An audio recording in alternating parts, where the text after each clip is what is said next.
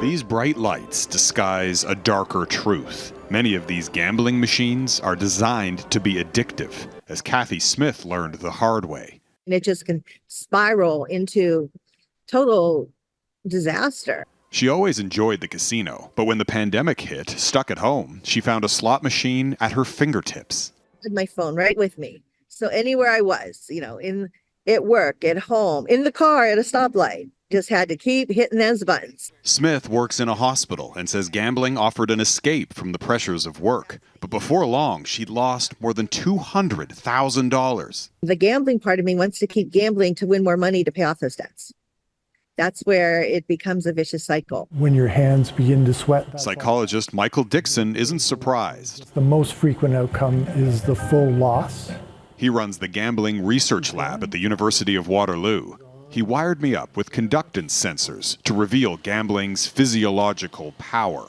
It's got these huge arousal inducing properties, but also huge motivational properties. He says the most insidious feature of some gambling machines, both real and virtual, is known as losses disguised as wins. For example, I bet 15 cents and lose 10, but you'd almost never know it.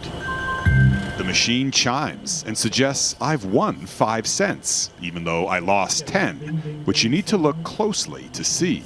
Celebrating the fact that you've lost money. My autonomic excitement response spikes. It feels like I'm winning.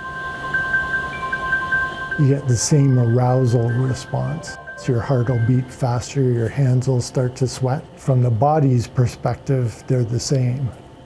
So that's where the danger lies.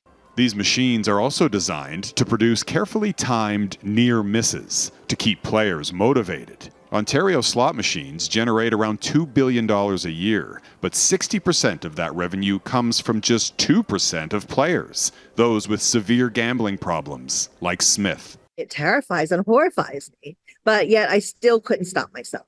She's still struggling to stop, with support from this Montreal addictions therapist, speaking out in hopes of breaking the stigma and encouraging others to seek help.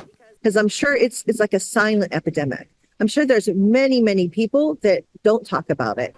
Jeff Semple, Global News, Toronto. Tomorrow, Jeff looks at when gambling leads to violence and how hitting rock bottom pushed this recovering addict into a life of helping others.